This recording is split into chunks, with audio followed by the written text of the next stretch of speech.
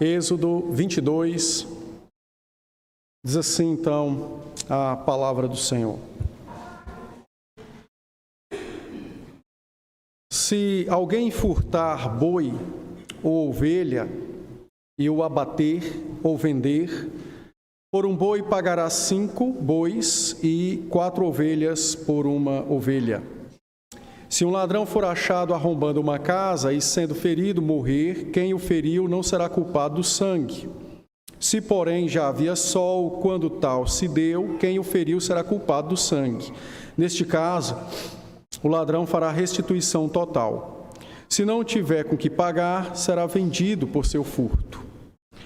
Se aquilo que roubou for achado vivo, em seu poder, seja boi, jumento ou ovelha, pagará o dobro. Se alguém fizer pastar o seu animal num campo ou numa vinha e o largar para comer em campo de outrem, pagará com o melhor do seu próprio campo e o melhor da sua própria vinha.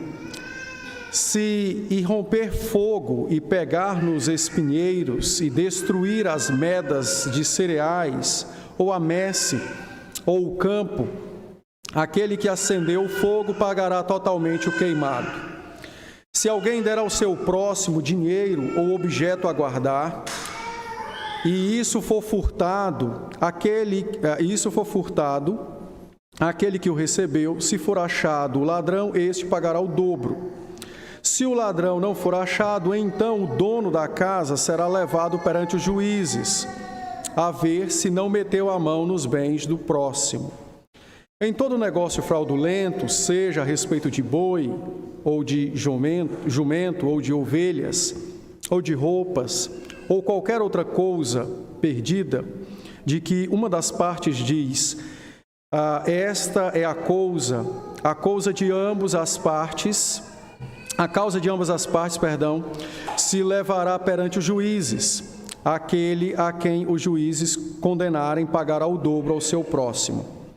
Se alguém der ao seu próximo a guardar jumento, boi ou ovelha, ou outro animal qualquer, e este morrer ou ficar aleijado, ou for afugentado sem que ninguém o veja, então haverá juramento do Senhor entre ambos, de que não meteu a mão nos bens do seu próximo.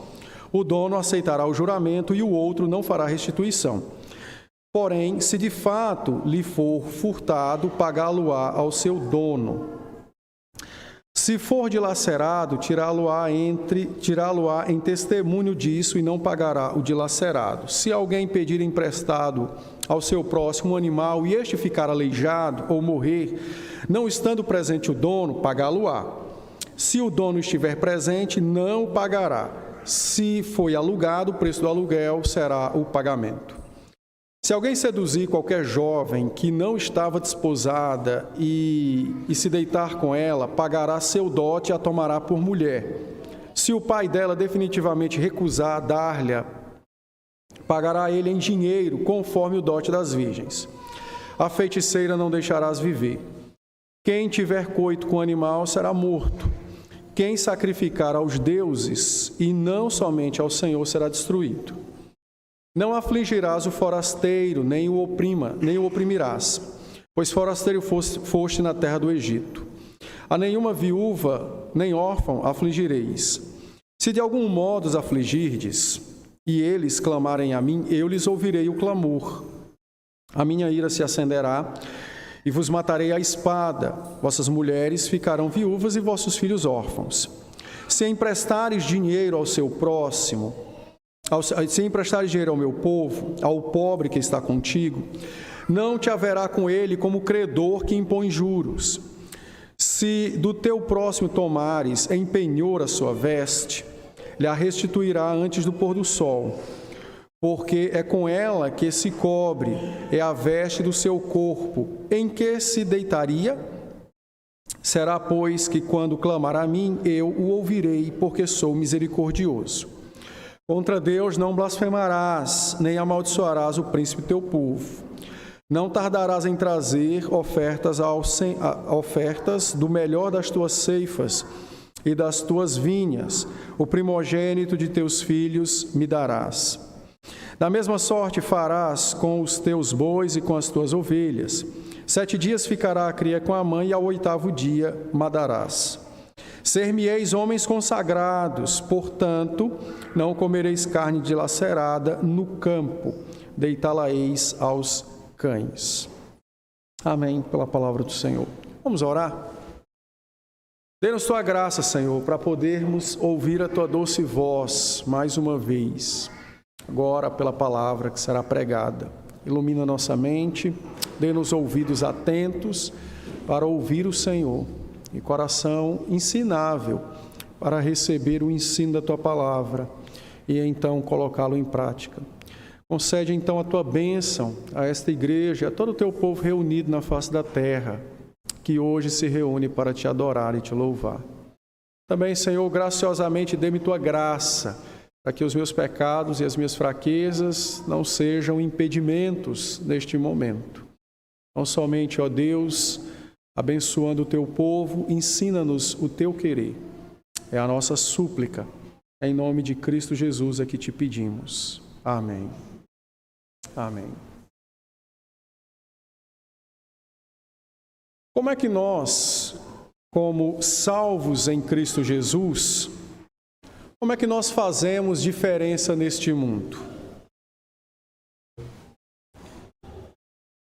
Como é que nós, uma vez tendo o coração já transformado pela palavra e pelo Espírito, podemos mostrar às pessoas a mudança que ocorreu interiormente?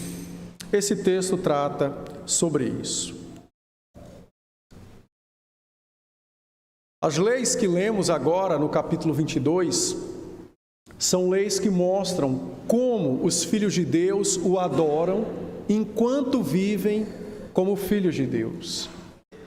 As leis do capítulo 22, elas conseguem mostrar como Deus uniu justiça e misericórdia numa mesma sentença e numa mesma prática de vida. As leis do capítulo 22, elas nos mostram o modo como o Senhor ensinou o seu povo acerca da sua nova vida, do seu novo coração redimido, transformado e salvo. Mas agora este coração é visto exteriormente pelos homens por meio das suas ações. O capítulo 22, então, trata sobre filhos de Deus que vivem como filhos de Deus e, portanto, justiça e misericórdia são características vistas neles, em suas ações, em suas palavras, em toda a sua vida. Nós vamos dividir o capítulo em 3 partes. É bem verdade que poderíamos dividir em outras partes se fôssemos tratar pormenorizadamente cada uma delas, mas não é o momento propício para isso. Mas vamos dividir em 3 partes, é assim que o capítulo se apresenta, grandes seções, e facilitará então a nossa compreensão acerca do que lemos. A primeira parte são os versos de 1 a 15, eles tratam sobre a lei da restituição, ou a lei da reparação. Os versos de 16 a 20 tratam sobre a santidade e a pureza no culto e na vida. E os versos de 21 a 31 tratam sobre a compaixão e a misericórdia. Então, nessas 3 grandes seções, nós conseguimos então perceber justiça e compaixão, ou justiça e misericórdia, permeando as leis do Senhor e ensinando-nos a forma de viver como transformados em Cristo Jesus. Em primeiro lugar, os versos de 1 a 15, que são os versos que tratam sobre a lei da restituição, esses versos ampliam a aplicação do 8º mandamento. O 8º mandamento é: não furtarás. E quando nós vimos a pregação no 8º mandamento, vimos que o 8º mandamento não trata apenas de não furtar, mas trata do dever que nós temos de tanto preservar o nosso patrimônio como o alheio. Portanto, a lei da restituição, ela é uma ampliação do 8º mandamento. ela mostra como o oitavo mandamento é aplicado quando crimes já foram feitos. Como é que se aplica o oitavo mandamento quando um roubo já é cometido? Então, as leis dos versos de 1 a 15 nos mostram como. Sejam crimes de roubo, como nos versos de 1 a 4, sejam questões acidentais, como os versos 5 e 6, que falam de fogo, não é? Ou de empréstimo de animal, que porventura sofreu um acidente e ficou inutilizado nas mãos daquele que tomou o empréstimo. Em todas as hipóteses, a lei estabelece a reparação. Esta reparação ou restituição ia desde 400% em cima daquilo que foi tomado, até 200% daquilo que havia sido roubado ou danificado, a depender do caso. Se aquilo que foi tomado foi roubado, se isso sofresse algum dano irreparável, aplicava-se então a restituição máxima. 5 vezes por um boi, 4 vezes por uma ovelha, em caso de venda ou abate. Mas se o animal fosse achado na mão daquele que a roubou, então ele pagaria 2 vezes a mais o valor do próprio animal, ou seja, 200%. Se houvesse então uma confissão, não é o caso aqui, mas o texto está em Levíticos, capítulo 6, os versos de 1 a 6. Se o indivíduo se negou a confessar o seu pecado, no caso dos textos dos versos posteriores, por exemplo, negócio fraudulento, ou na questão de empréstimo, e a pessoa então negou que havia roubado ou que havia vendido ilegalmente o animal, ou que havia feito algo que o danificasse, contudo, no culto ele se arrependeu, então ele confessaria ao sacerdote o seu mal e então devolveria integralmente, aquilo que havia danificado, e havia então uma indenização em cima disso, mais ou menos, acho que era 20%. Levíticos trata sobre isso, Levíticos 6.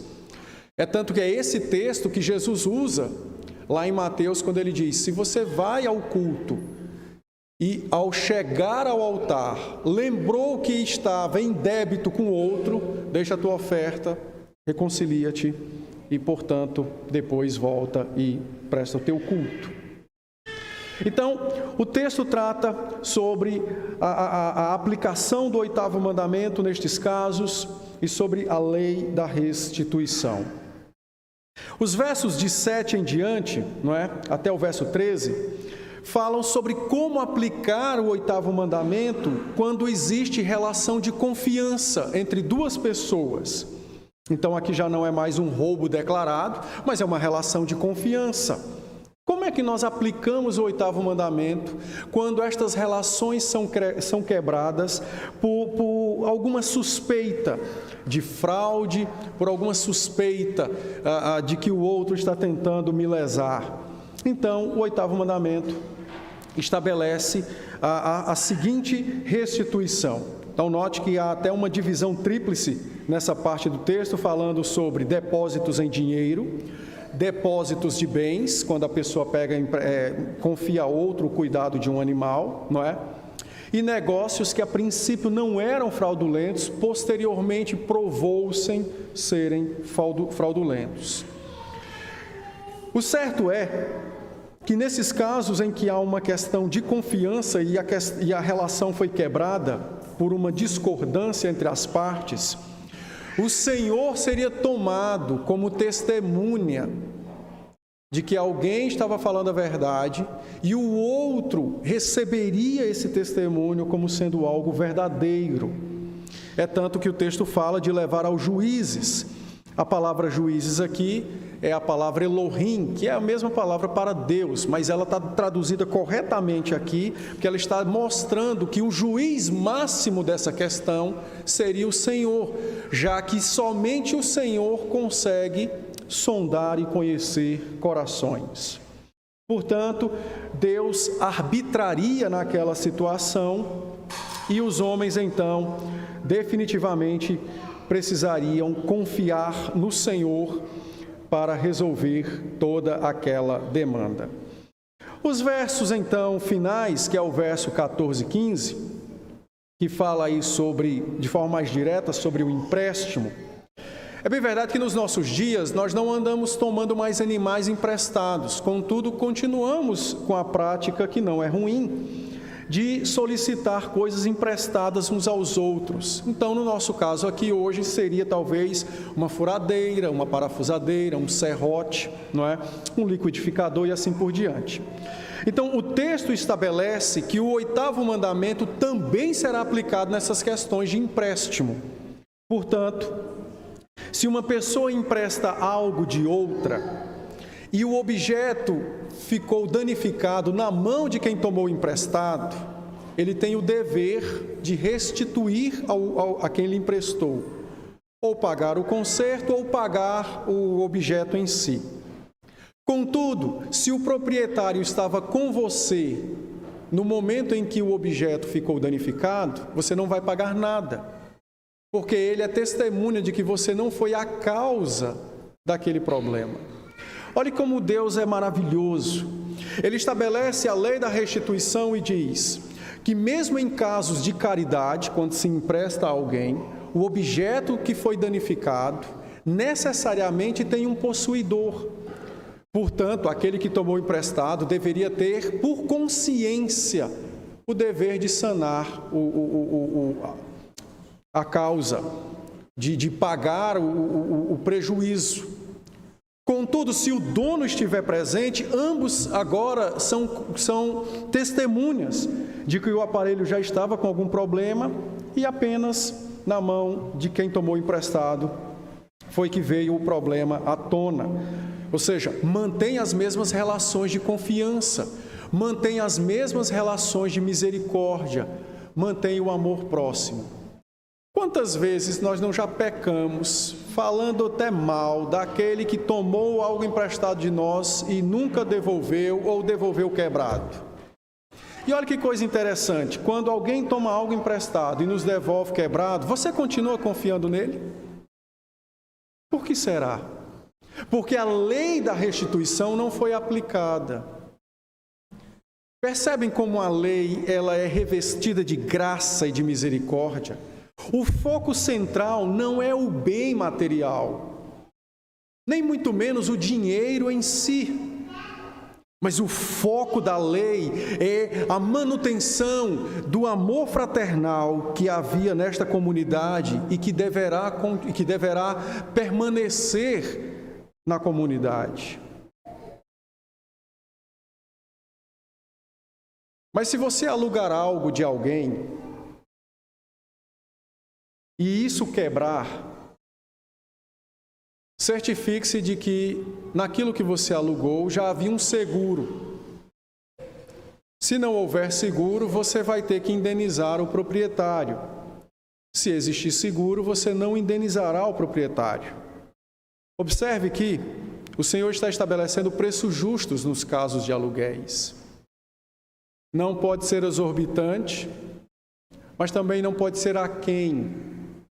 Porque aquele que alugava tinha que considerar a hipótese de que o seu instrumento poderá vir a quebrar na mão de outro. E se quebrar, o aluguel, então, seria o pagamento pelo dano. Olhe como as nossas relações seriam muito mais fáceis, muito mais amorosas, se nós prestássemos mais atenção à palavra do Senhor e a aplicássemos ao nosso coração. Em todo caso, o que o Senhor está ensinando através da lei da restituição, da reparação, é que prejuízos certamente ocorrerão nas relações entre homens, nos seus negócios, nos seus tratos. Mas a grande questão é como é que nós resolveremos isso? Com o Evangelho ou sem o Evangelho? Sem o Evangelho sobram murmurações, inimizades, amizades rompidas. Com o Evangelho você tem laços restaurados, reconciliação. pessoas que sabem resolver de forma madura os seus problemas, porque os seus olhos focam-se tão somente para o Senhor que estabeleceu a lei e a justiça. Mas há uma outra aplicação sobre a lei da restituição.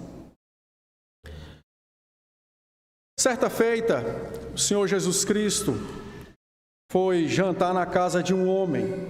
Lucas capítulo 9. Este homem era Zaqueu. E então, após receber o Senhor,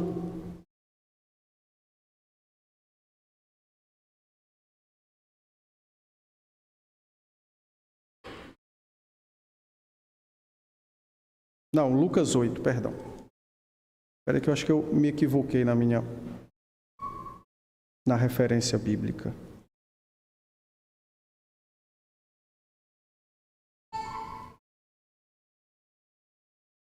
Perdão, irmãos, eu acabei me equivocando na referência bíblica. Mas o texto é o texto de Zaqueu. Me ajudem aí a localizar a referência. 19. Perdão. Exato. Lucas 19, verso 8.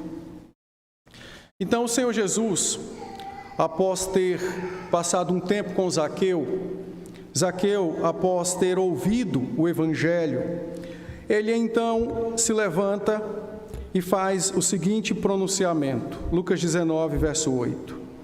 Entremente, Zaqueu se levantou e disse ao Senhor: Senhor, resolvo dar aos pobres a metade dos meus bens, e se em alguma coisa tenho defraudado alguém, restituo 4 vezes mais. Zaqueu estava aplicando a lei da restituição a si mesmo e dizendo que com certeza ele havia roubado pessoas e que, portanto, ele então faria a restituição a todos aqueles a quem ele roubou, como prova de seu novo coração, como prova de sua conversão. O mesmo princípio que Zaqueu entendeu é o mesmo aplicado em Êxodo 21. O que o Senhor estava ensinando pela lei da restituição é que os filhos de Deus agora não mais vivem como os filhos dos homens, que não têm o Evangelho, mas que os filhos de Deus agora vivem uma vida celeste, ainda que na terra.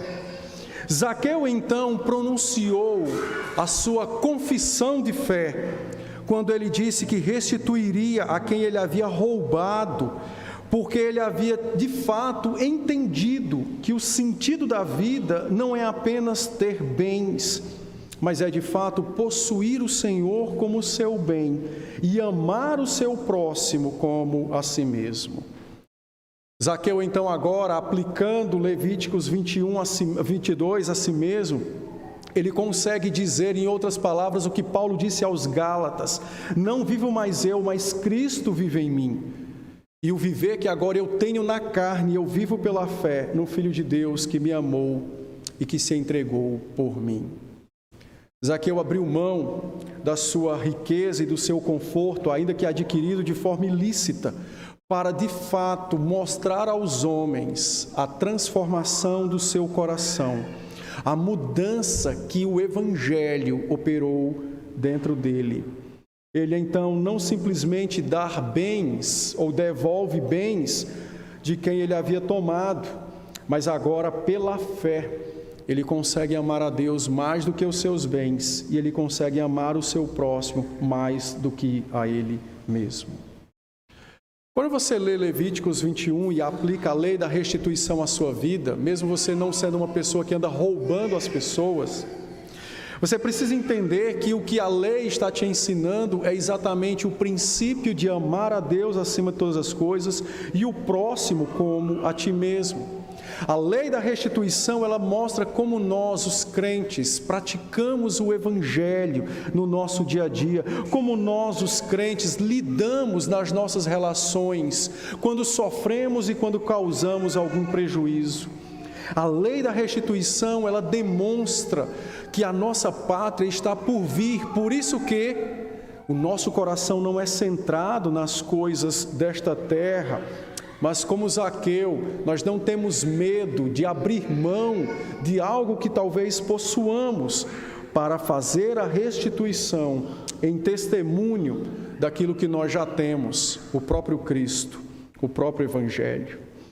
A lei da restituição foi aplicada também a Cristo, quando Ele teve que sofrer na cruz do Calvário para pagar o preço do nosso pecado e fazer então a satisfação ou fazer a restituição à justiça divina a qual nós ofendemos com os nossos pecados, com a nossa miséria.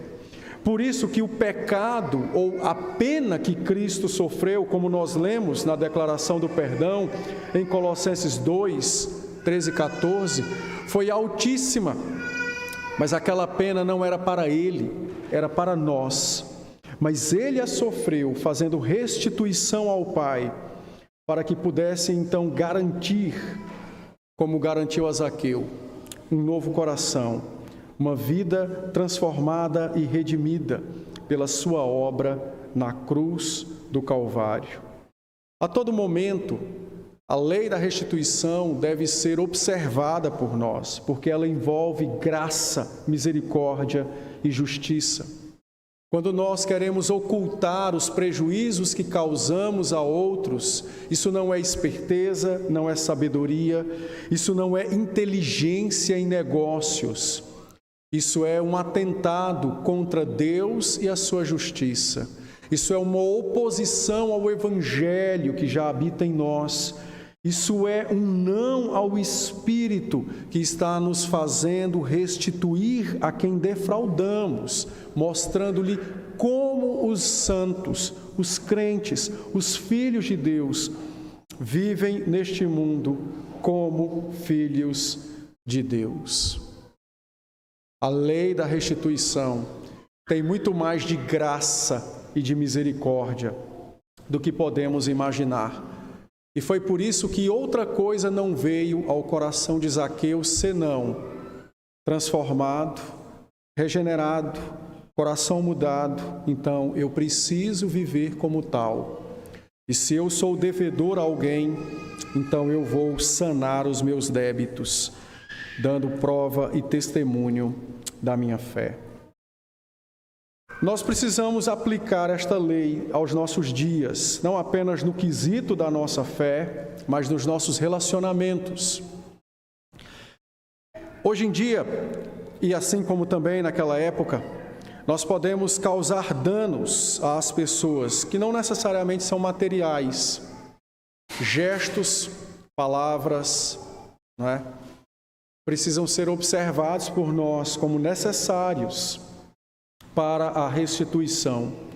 Portanto, se o Senhor trouxer ao seu coração algum débito que você tem com alguém, não ignore, mas atenda à voz do que clama e faça a restituição, dando testemunho daquilo que já mudou em você e daquilo que já habita em você, o Evangelho, Cristo, o Senhor.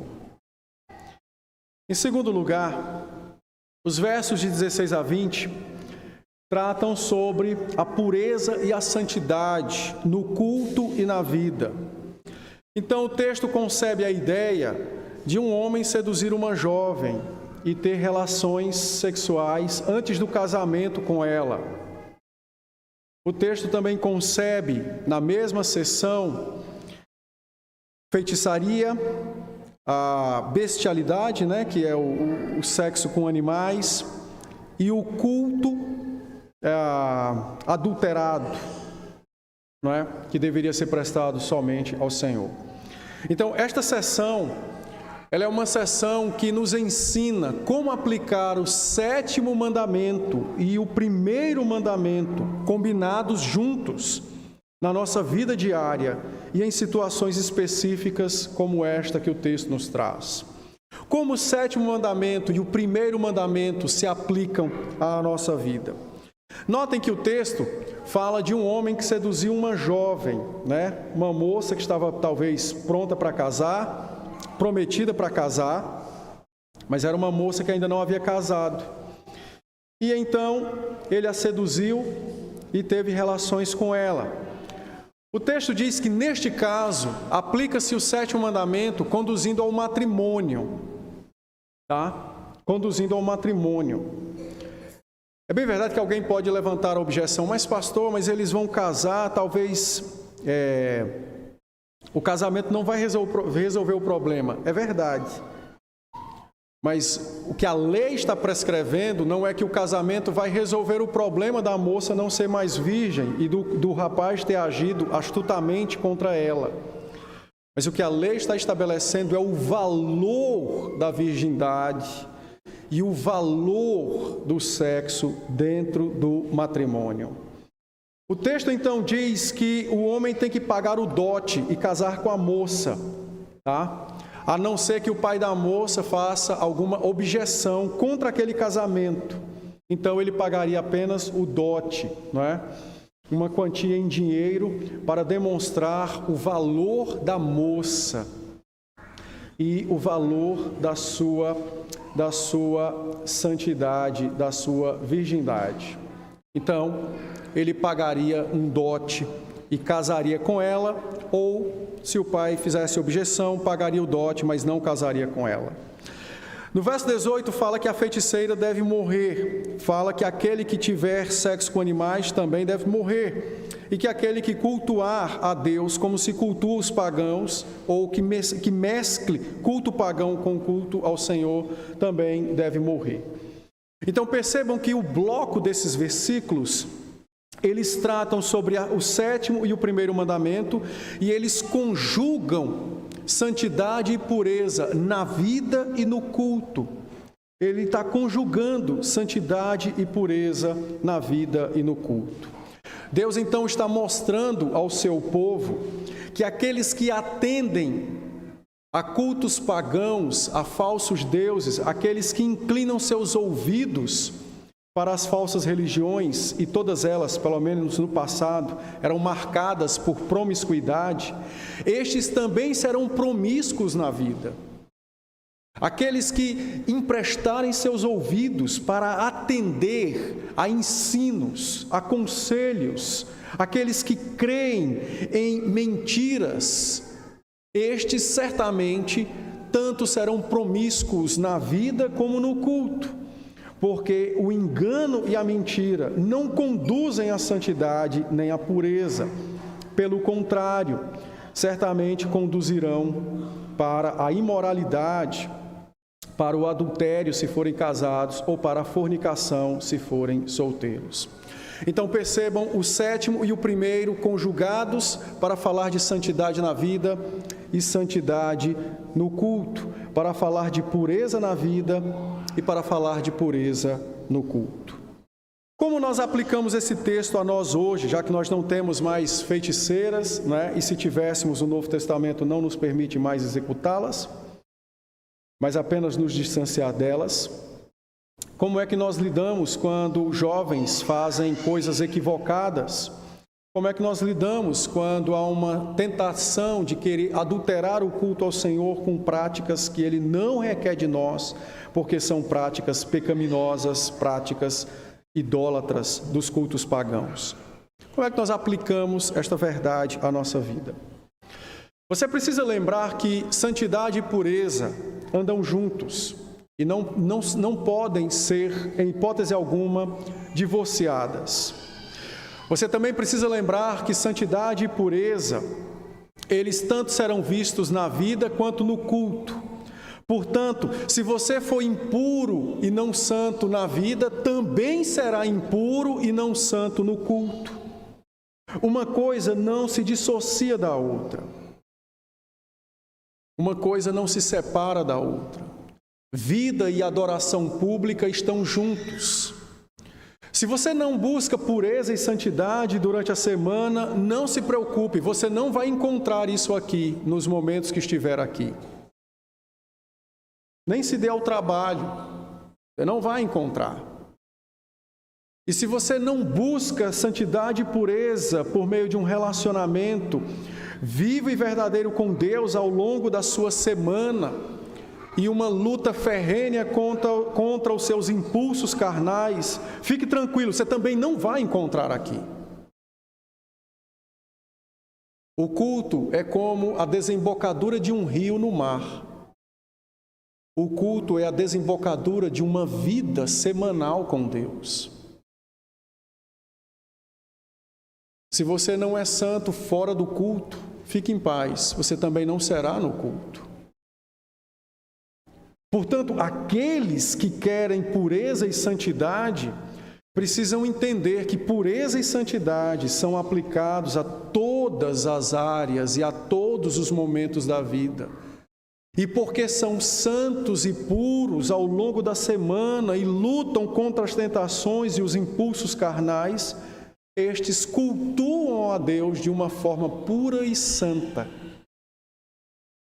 Porque o coração está transformado, o coração está exercitado na fé e na graça. O coração está exercitado em comunhão com o Senhor. O texto nos diz então que santidade e pureza acompanham vida e culto, vida e adoração.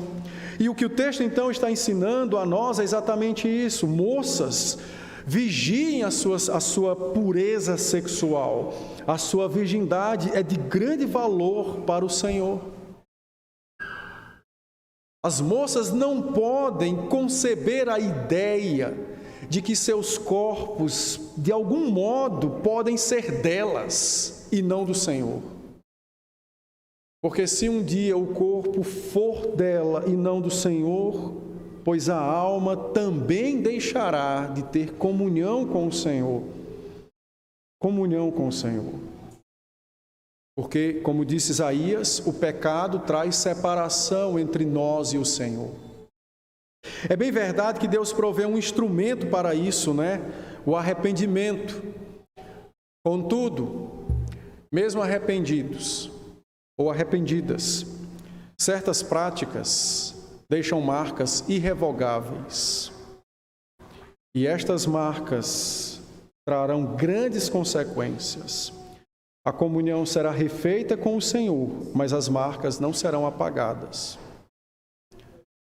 Então, o que o texto está ensinando, por exemplo, aos nossos jovens que querem crescer na fé, é que vigiem os seus olhos, vigiem os seus ouvidos. Moças, deem atenção e valor à vossa virgindade. Rapazes, dominem os ímpetos do seu corpo.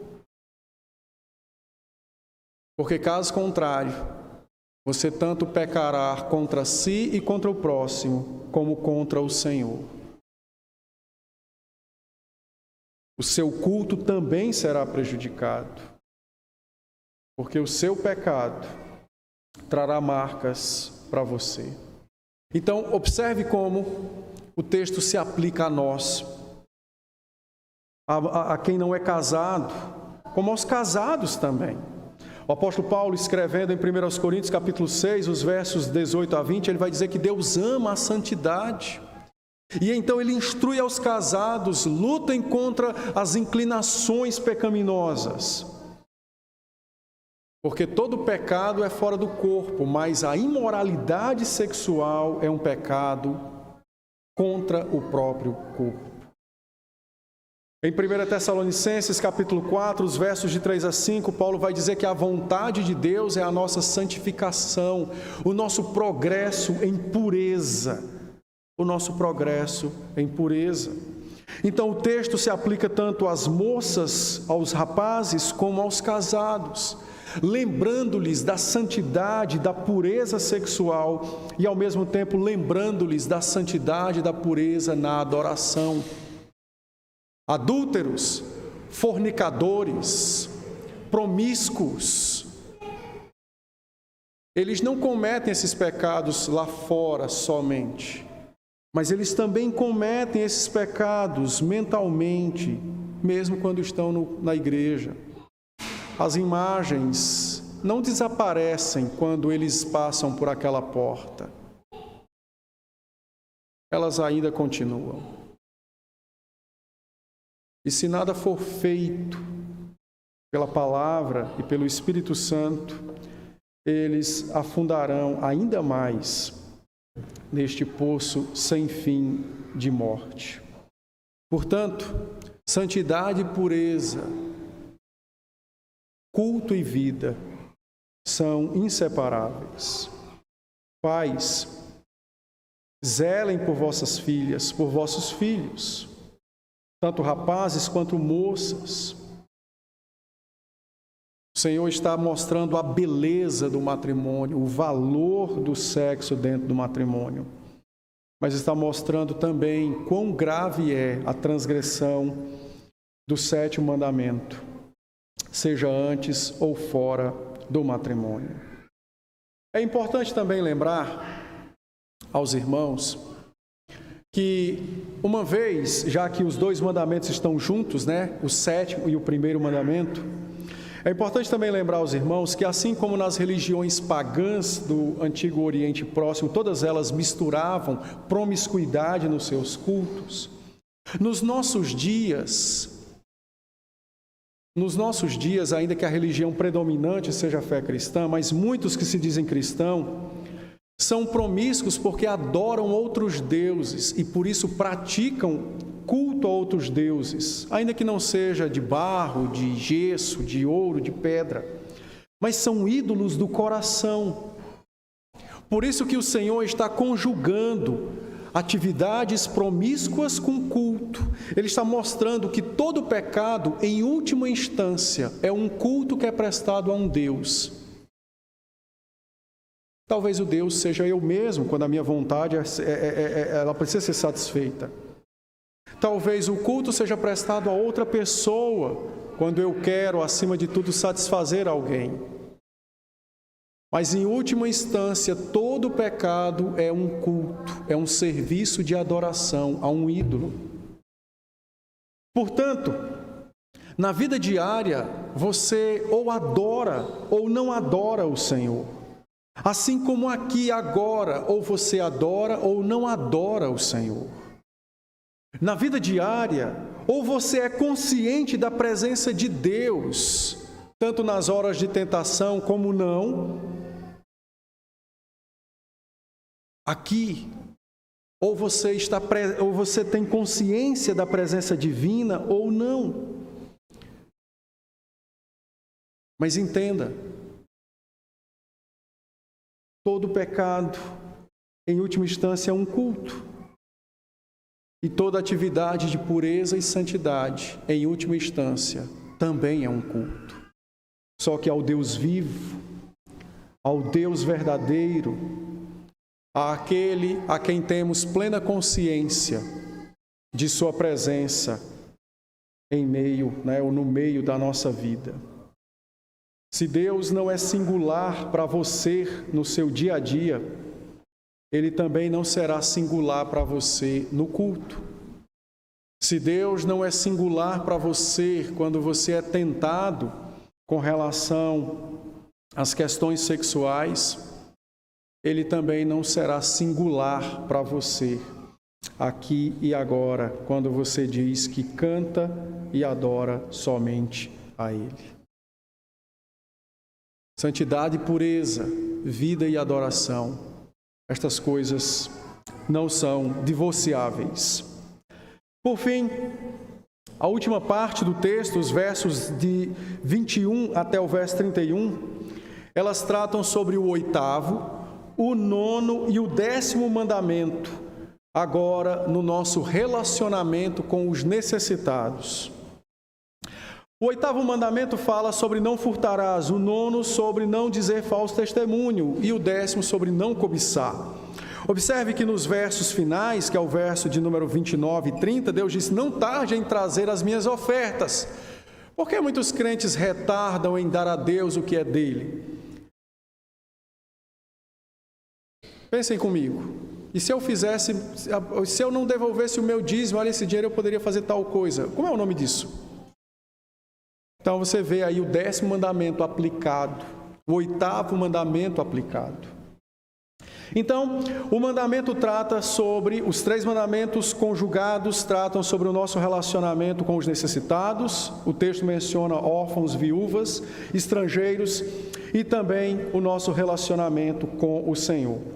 O texto nos diz que é proibido aos crentes tirar vantagens de quem está em necessidade. Então, não é um bom negócio comprar algo por um valor muito abaixo de alguém que está necessitado. Porque o texto nos diz que o Senhor torna-se o vingador do que foi lesado. Se ele clamar, o Senhor promete atender e punir o seu povo. Então, o Senhor proíbe que tiremos vantagens daqueles que estão em necessidades. O texto também proíbe que nós, no nosso relacionamento com alguém, em necessidade, o texto proíbe também que nós, de algum modo, os oprimamos, os afligir, esse verbo é enjoado. O texto proíbe que nós, de algum modo, façamos este sofrer, seja pelas nossas palavras, seja pelo nosso procedimento. Então, o que o Senhor quer é que nós observemos como Ele nos trata. Ele nos trata com caridade, com cuidado e com amor. Por isso que o texto diz: não afligireis nem a viúva, nem o órfão, porque vocês um dia já foram órfãos e viúvas também, quando estavam no Egito, e eu os resgatei. Vocês também já foram estrangeiros, e eu graciosamente os fiz povo e os trouxe de lá. Portanto, trateis com graça, com cuidado, com misericórdia aqueles que porventura estejam em situação de necessidade. O texto também nos diz que, no caso de empréstimos aos pobres, devemos usar com misericórdia os bens que Ele tem nos dado. Então, Ele não proíbe o empréstimo, mas Ele proíbe, então, a aplicação de juros e também proíbe que se tome penhor, quando o penhor é algo vital para a vida. Note que ele fala aqui no verso 25, 26 e 27 sobre alguém que toma um empréstimo e ele empenhora a sua roupa ou seu lençol, já que no final do dia o credor tinha que devolver o lençol para a pessoa se aquecer. Então o texto está falando que nós devemos agir com graça, com misericórdia quando estas coisas acontecerem, e está mostrando que nós não devemos tratar estas pessoas nessas situações, não devemos olhar como sendo algo oportuno, mas sim como sendo, de fato, um momento para que pratiquemos o cuidado e a misericórdia. O texto, então, quer que nós apliquemos aquilo que já nos foi aplicado por Ele mesmo, Deus, que é graça e misericórdia, quando nós éramos necessitados. O Senhor Jesus Cristo vai usar esses versículos, lá em Lucas 6, para falar sobre esse uso da misericórdia no nosso dia a dia, quando em Lucas 6, nos versos de 27 a 36, eu não vou ler todo o texto, mas o Senhor diz então: digo-vos, porém, a vós outros que me ouvis, amai os vossos inimigos, não é? No verso de número 30 ele diz: dá a todo o que te pede, e se alguém levar o que é teu, não entres em demanda. Verso 32: se amais os que vos amam, qual é a vossa recompensa? E por fim, no verso 35 e 36, Cristo disse: amai, porém, os vossos inimigos, fazei o bem e emprestai. No verso 36, sede misericordiosos, como também misericordioso é vosso Pai. Então o Senhor está aplicando esta lei agora ao nosso viver diário e mostrando como devemos ser misericordiosos, graciosos, não é, com aqueles que necessitam ou com aqueles que estão em alguma necessidade. Então, notem que o Senhor está nos mostrando como imitar o Pai no uso e na aplicação da misericórdia. Como é que aplicamos isso à nossa vida? Em primeiro lugar, você precisa lembrar que a misericórdia não é sinônimo de tolice, de ser bobo.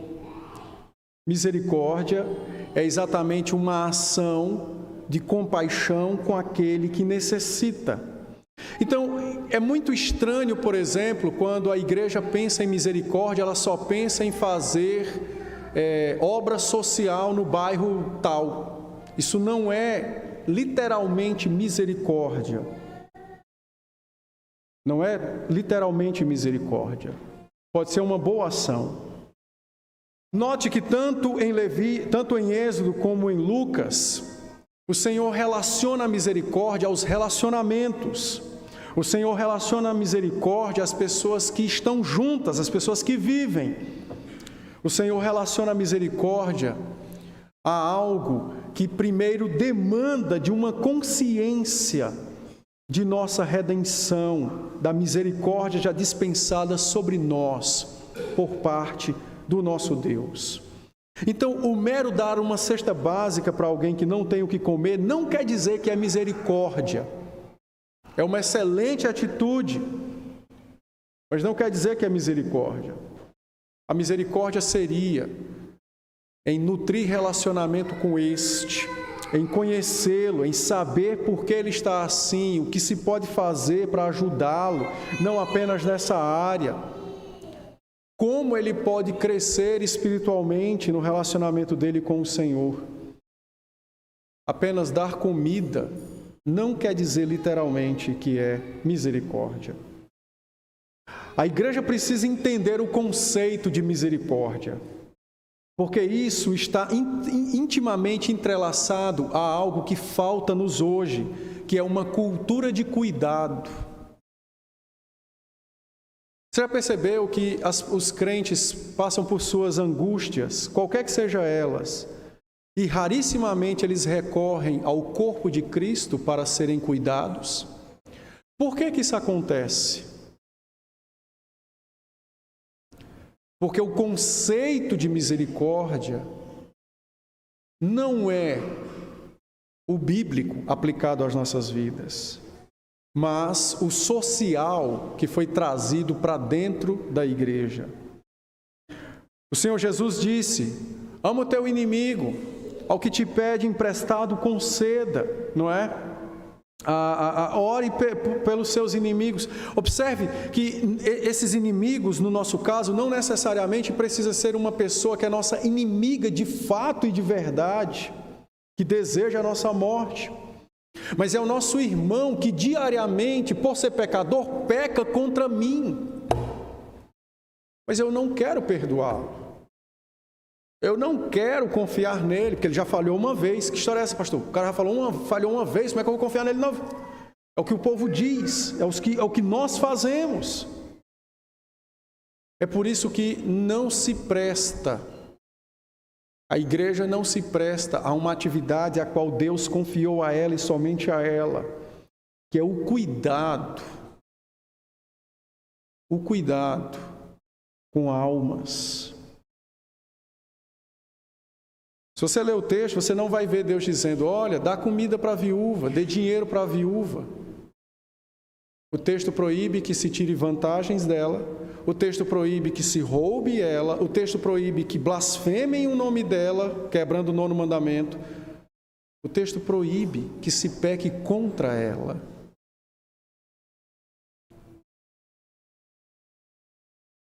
Quantas vezes nós não cometemos o oposto desse texto no nosso relacionamento diário na igreja? Chega um rico, todos nós nos desgastamos para atendê-lo bem. O pai da Taimara é um prefeito, nós poderíamos estar quase que bajulando. Mas chega um irmãozinho que mal pode vir à igreja, qual é o tratamento que se dispensa sobre ele? Entenderam o que é misericórdia? É a aplicação da compaixão segundo a necessidade daquele que precisa. É a aplicação de um cuidado proporcional à demanda. O apóstolo Paulo, escrevendo aos Efésios, no capítulo 5, verso 1, ele diz: imitem a Deus, que é vosso Pai. Como nós vamos imitar a Deus se nós somos homens falíveis e ainda pecadores? Então Paulo disse: pela prática do amor, pela prática da misericórdia, pela vivência em santidade. Nós precisamos atender mais à lei do Senhor e cumprir o nosso dever, que é o exercício da misericórdia, estabelecer de forma verdadeira e nos desgastarmos com isso, que é a cultura do cuidado, do amparo, a cultura do cuidado dentro da igreja. Para concluir, o Senhor disse nos versos de 29 a 30, não tarde em trazer a minha oferta, seja de animais ou de pessoas, porque o meu desejo é que vocês sejam homens consagrados. Consagrados. Então eu concluo com o 10º mandamento: não cobicemos aquilo que é do Senhor, nem cobicemos aquilo que é dos homens. Mas, de fato, mostremos a este mundo o que Cristo já fez por nós. Homens perfeitos? Não. Mas homens que juntam justiça e misericórdia, compaixão, em suas ações e em sua vida. Que o Senhor bondosamente seja conosco.